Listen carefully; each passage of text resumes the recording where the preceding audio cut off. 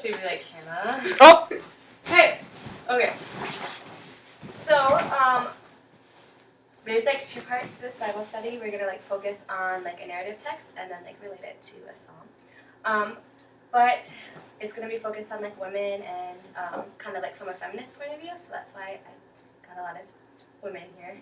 So, so first, there are a handful of women in the Bible whose stories are really spoken about, and the story that we're going to talk about is one of them that's rarely even preached about because it's such a traumatic story and not really used for a preaching in a church moment. So it's about a girl named Tamar, and the rape is found in in 2 Samuel 13. So we can check it out. Can you read it out loud? Yeah. Okay. We can split it. Okay. Yes. Do you want another? Yeah, here. That's it. There goes Samuel 15. Hop on. 13. 2 Samuel 13. Alright, we can do this. It's homework.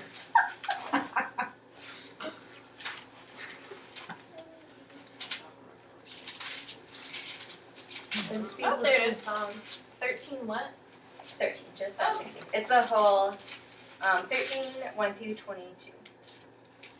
Yeah. So we can just go around and maybe read a few verses and then you can switch when you want. It's gonna probably be really different than everything else. Oh, is Because it? mine's a Catholic Bible. Yeah, so just go with it. The verses will Right. be pretty much the same. So, alright, so 13.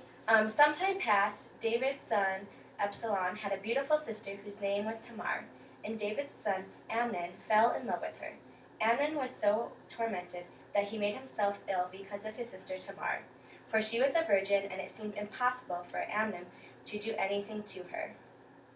But Amnon had a friend whose name was Jonadab, the son of David's brother Shemiah. And Jonadab was a very crafty man. He said to him, O son of the king, why are you so haggard morning after morning? Will you not tell me? Amnon said to him, I love Tamar, my brother, Absalom's sister. Go to bed and pretend to be ill, Jonadab said to him. When your father comes to see you, say to him, I would like my sister Tamar to come and give me something to eat. Let her prepare the food in my sight, so I may watch her and then eat it from her hand. So Amnon lay down and pretended to be ill.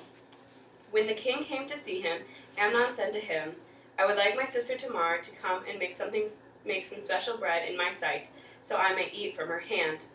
David sent word to Tamar at the palace, Go to the house of your brother Amnon and prepare some food for him. So Tamar went to the house of her brother Amnon, who was lying down. She took some dough, kneaded it, made the bread in his sight, and baked it. Then she took the pan and served him the bread, but he refused to eat. Amnon said, Then Amnon said to Tamar, bring the food into the... No? Yeah. just Verse. kidding. Cool it. I'm sorry. You're gonna rip the page. Bring the food into the chamber so that I may eat from your hand. So Tamar took the cakes she had made and brought them into the chamber to Amnon, her brother. But when she brought them near him to eat, he took hold of her and said to her, Come lie with me, my sister. She answered him, No, my brother, do not force me, for such a thing is not done in Israel. Do not do anything so vile. As for me, where could I carry my shame? And as for you, you would be one of the scoundrels in Israel. Now therefore I beg you, speak to the king, for he will not withhold me from you. But he would not listen to her, and being stronger than she, he forced her to lay down with him. Then Amnon was seized with very great loathing for her indeed. His loathing was even greater than the lust he had felt for her. Amnon said to her, Get out. But she said to him, No, my brother, for this is wrong, and sending me away is greater than the other you did to me.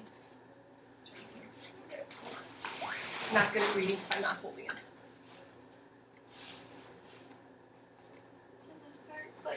But she said to him, No, my brother, for this is wrong, and sending me away is greater than the other you did to me.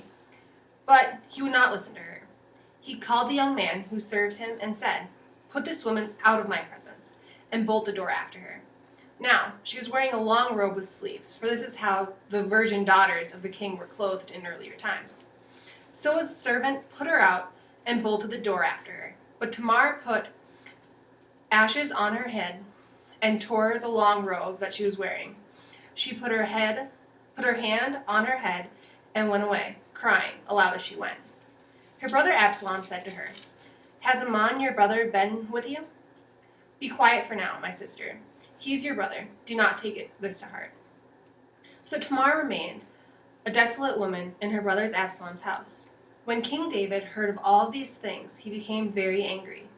But he would not punish his son Amnon, because he loved him, for he was his firstborn. But Absalom spoke to Amnon neither good nor bad, for Absalom hated Amnon, because he had raped his sister Tamar. I kind of just finished that right. Okay. Alright, so what are some themes that kind of stuck out to you in this text? Or any parts that you thought were interesting?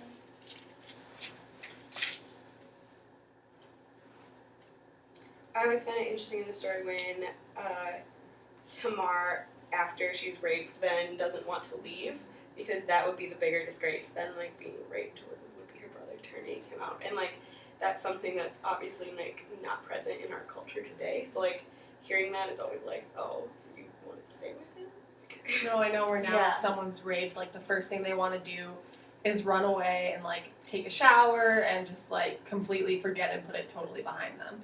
Yeah. Yeah, I think it's really interesting. In my translation, instead of raped, it says disgraced. That's what it Oh, says in that's- mine too. yeah. So, like, I guess, like, the translation is just really interesting because, like, from hearing disgraced, like, you know, it's the word disgrace and the word rape are very different, like, have very different connotations. Exactly. If I was reading your copy, I don't know if I would have even Right. thought of it as rape. Found I it would to have thought of it then like being something different, Or, like, you know? attempted rape, maybe, but. Or something, but not like the actual Mhm. action of it.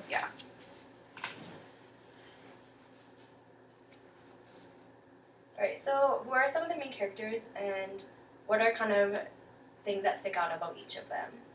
Or the role that they play? Let's not talk about Tamar yet, but like the men. Amnon is the oldest brother, right? Yeah. And he kind of seems tormented to me, like by her, and I think part of the reason that he had her leave was that maybe he felt guilty about it or kind of regretted it in a certain extent. Mm-hmm. I feel like he put so much hype on it and he had such a like imagined idea of something. He's like, oh well, never mind. Yeah, more of like a fantasy. I think David plays a big role in this too. Yeah. Like, not only like sending Tamar to her brother's house. I'm sure that he didn't know that was the intentions of his son, but then also when he found it, not punishing him just because he's the firstborn. Like, Mm-hmm. that's Yeah. also interesting. That I wonder if it would have been different if he wasn't the firstborn. If he was like a younger son. Mm-hmm. And Jonadab or whatever is really interesting too. The shrew man who, like, it's all his idea. Yeah, which is interesting. Like, Like, he's, why like- would he? Right, like, what is his motivation to this? Yeah, Or, yeah, that's really interesting. Because that would be their cousin, right? Mm-hmm. Because it's the son of David's brother. Yeah. That's your cousin. So now let's look at the text from like Tamar's point of view. So what does she say and do that like stand out in the text?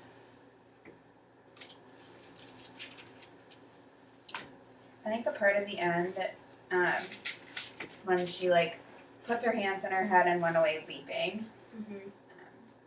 and, you know, has the robe and the ashes or whatever.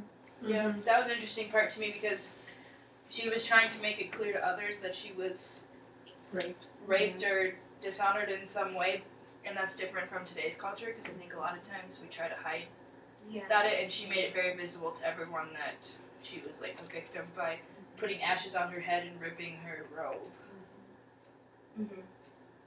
The thing that like sticks out to me about Tamar is that she's like a very traditional like biblical figure. Like she abides by all of, like the traditional cultural rules. Like she's going to serve her brother.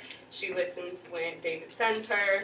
Like she refuses him, but then she's like, well, it's already happened. Like now I should stay and be your wife. And then like the tearing of the robe and the ashes. Like those are really like ritualistic, like traditional things in like that culture. So like doing those things, I think it's just like a lot of times when we hear about like women in the Bible, they're kind of like not fitting in with culture and like kind of outside the bounds, but like she's really like following the traditional female role. That's like She really tried to talk some reasoning into him too. I'm like, hey, this is not what a good Israelite would do. Like, you're gonna get cast aside. You know, try to talk into him, and he didn't. But he wasn't cast aside. He wasn't even. No, exactly. Yeah. What assumption does the text make about the role of women in the society during this time period? That they're there to serve. Mm-hmm. Yeah. And that they don't have a say in situations of like relationships and marriage. And it's interesting too because this is one text in the Bible that has like a female like dialogue where she's actually like talking and giving a voice, but yet even though when she gives her say, like and she talks in the story, it's not like acknowledged. Exactly. I mean, they don't even have a say when it comes to something. He's like, oh yeah, tell Dad that she needs to come here and make me food so I can eat it out of her hand. So it goes back to even being something more than just being there for like that types of thing too. It's like, okay. And I also think like remaining the status of women is a little different, or like the reputation isn't as a big a deal as it is for men, because like not punishing your son because he's the firstborn, you know, like, well, he raped your daughter, not giving her that absolution of justice, you know, that was not as important as maintaining the reputation of being like the firstborn. And obviously very like prided, like women were very much like looked to for like sexual purity, because it like talks about like she wore the robe that the virgin daughters wore. Mm-hmm.